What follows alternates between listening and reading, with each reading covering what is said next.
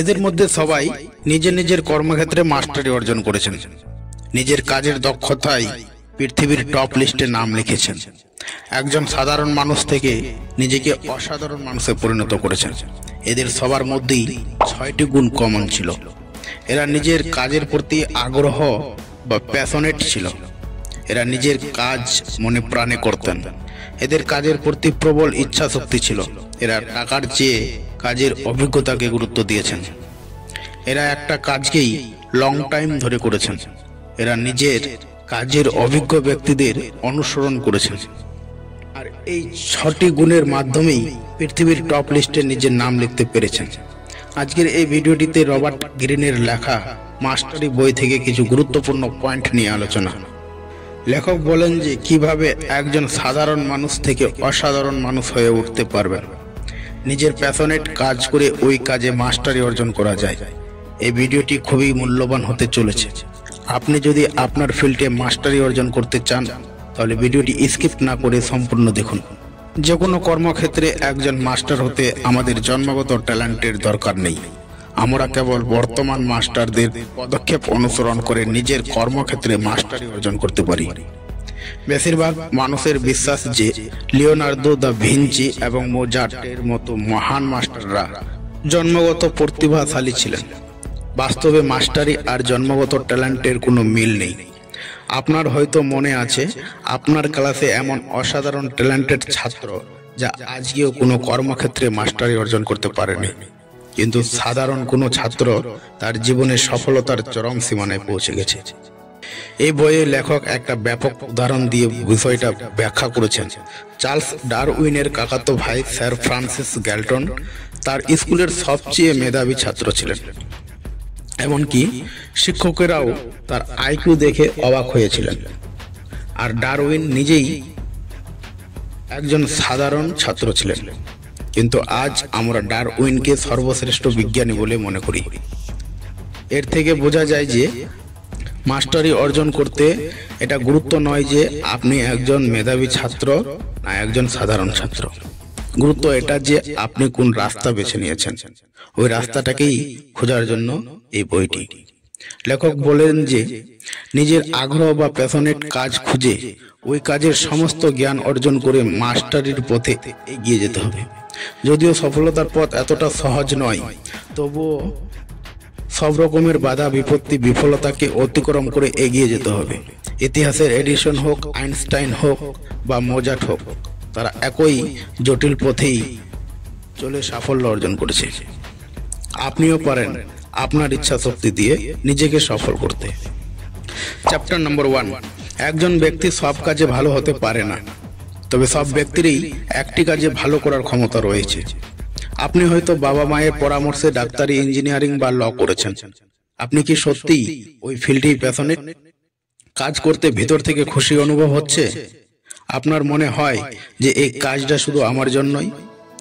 যদি এমনটা না হয় তাহলে সর্বপ্রথমে আপনি নিজেকে জিজ্ঞাসা করুন, আপনি এমন কোন কাজ করতে পছন্দ করেন? কোন কাজ করতে করতে সময় চলে যায় বোঝাই যায় না। আপনার জীবনের আসল উদ্দেশ্য বা প্যাশন খোঁজার কৌশলগুলি সম্পর্কে জানতে চাইলে আমার এই ভিডিওটি দেখুন। ডিসক্রিপশন বক্সে লিংক দেওয়া আছে। এই ভিডিওটিতে প্যাশন খোঁজার কৌশল সম্পর্কে বিস্তারিতভাবে আলোচনা করা আছে। আপনি যখন আপনার প্যাশন খুঁজে পেয়ে যাবেন তখন এই সমাজের ভিড় থেকে একটু আলাদা হয়ে যান আর আপনার প্যাশন অনুযায়ী মনে প্রাণে কাজ করে যান।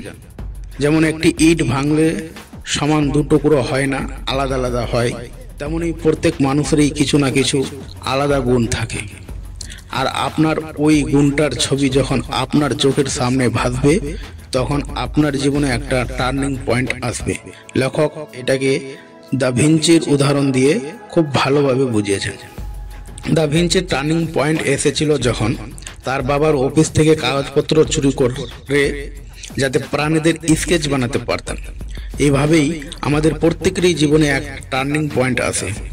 আমাদের সেটাকে চিনতে হবে আর অযথা সময় নষ্ট না করে বিশ্বের সাথে তাল মিলিয়ে নিজের সামর্থ্য দিয়ে এক ধাপ এগিয়ে যেতে হবে। চ্যাপ্টার নম্বর 2। আপনার লক্ষ্য রাতারাতি ধনী বা ফেমাস হওয়া নয়, বরং আপনার ফিল্ডের সমস্যার সমাধান করা। আমরা যখন নতুন কাজ বা চাকরি করি তখন সর্বোচ্চ বেতন বা পদ পেতে চাই, কিন্তু টাকা বা পদের চেয়ে কাজের অভিজ্ঞতা বেশি গুরুত্বপূর্ণ। কোনো একটা কাজের পর্যাপ্ত অভিজ্ঞতা থাকলে ইচ্ছামতো টাকা বা পদ অর্জন করা যায়। সমস্ত মহান মাস্টাররা একই কাজ করেছিলেন।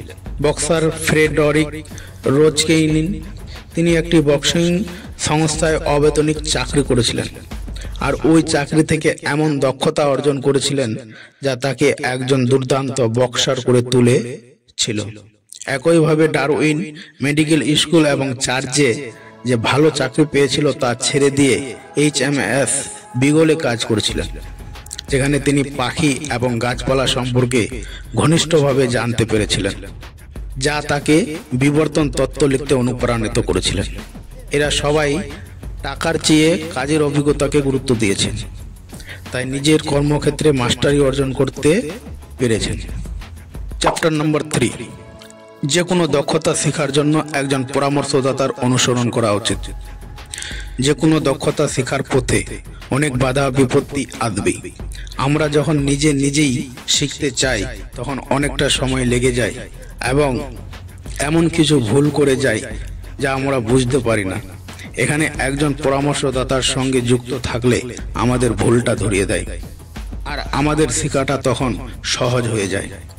একজন পরামর্শদাতা বা শিক্ষক ছাড়া সাফল্য দিশাহীন। তবে আমাদের লক্ষ্য গুরুর জ্ঞানের মধ্যেই সীমাবদ্ধ নয়, গুরু থেকে এগিয়ে যাওয়া। ঠিক যেমন আলেকজান্ডার তার গুরু অ্যারিস্টটলের শিক্ষার সাথে তার প্রজ্ঞার সমন্বয় করে বিশ্বজয় অর্জন করেছিল। অতএব আপনার লক্ষ্য ঠিক করার পর একজন ওই ফিল্ডের গুরুর সন্ধান করুন, যিনি আপনাকে তার সমস্ত কৌশল শেখাতে পারেন। তবে মনে রাখবেন, আপনার উদ্দেশ্য গুরুর মতো হওয়া নয়, গুরু থেকে এগিয়ে যাওয়া। চ্যাপ্টার নম্বর 4, জীবনে নতুন নতুন এক্সপেরিমেন্টস করার সাহস রাখুন। লেখক যেমনটা বলেছেন, আমাদের উদ্দেশ্য শিক্ষক বা পরামর্শদাতাকে এগিয়ে যাওয়া উচিত, কিন্তু এটা কিভাবে সম্ভব? এর উত্তরে লেখক বলেছেন, আপনার গুরুর কাছ থেকে সমস্ত কৌশল শেখার পর আপনার মনে প্রাণে এটা বসিয়ে দিন, যাতে অসম্ভবকে সম্ভব করার উপায় খুঁজে পান। এর সবচেয়ে বড় উদাহরণ হলো পিয়ানো বাদক মোজার্ট। একদিন তার মাথায় এলো যে প্রতিদিন একটি সুরে পিয়ানো বাজানো বিরক্তি মনে হয় এবং নতুন কিছু বাজাতে চায়। তিনি নিজের একটি সুর তৈরি করে সাহসের সাথে ওই সুরটিকে এক বড় শোতে উপস্থাপন করেছিলেন, আর লোকেরা ওই সুরটিকে খুব পছন্দ করলো এবং আজ তাকে পিয়ানো জগতে মাস্টার হিসাবে বিবেচনা করা হয়। আপনার ভেতরের সমস্ত ভয় পরন্তু যদি কে ভুলে গিয়ে আপনার ক্ষমতাকে একটা সুযোগ দিন। চ্যাপ্টার নম্বর 5, একটি নতুন উপায়ে সমস্যার সমাধান খোঁজার জন্য আপনার মনকে প্রশিক্ষণ দিন। আপনি যত বেশি আপনার মনকে মুক্ত চিন্তার সাগরে ভাসতে দিবেন, আপনার মন তত বেশি নতুন উপায়ে চিন্তা করতে শুরু করবে। বারবার একটা কাজ করার ফলে তার অভ্যেস হয়ে যায়। মানুষের মস্তিষ্কের গবেষণা অনুসারে আমরা 10,000 ঘন্টার বেশি ধরে কোনো একই কাজ করি, তবে আমাদের মস্তিষ্ক নিজেই সেই কাজ সম্পর্কে সচেতন এবং নতুন দৃষ্টিভঙ্গি তৈরি করে।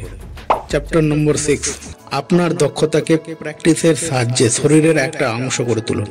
যখন আমরা কোনো একটা কাজকে প্র্যাকটিস করি তখন সে আমাদের মনে ফিট হয়ে যায়, আর মনকে ভাবতে হয় না, শরীর নিজেই কাজ করতে শুরু করে। দাবা মাস্টার রবি ফিশার দাবা খেলায় এতটা প্র্যাকটিস করেছিলেন যে খেলার সময় তাকে ভাবতে হয় না, শরীর অটোমেটিক কাজ করে। লেখক বলেন যে মাস্টারি কথার আসল অর্থ হলো আপনি যে কাজে মাস্টার সেই কাজ করতে মস্তিষ্ক আর শরীরের একটাই তাল থাকবে, অন্য কোনো তালের প্রশ্নই উঠবে না। এই ছিল আজকের মাস্টারি নিয়ে আলোচনা। ভিডিওটি ভালো লাগলে লাইক করবেন, আর এমন মূল্যবান নতুন কিছু শেখার জন্য চ্যানেলটিকে সাবস্ক্রাইব করে পাশে থাকবেন। Thank you.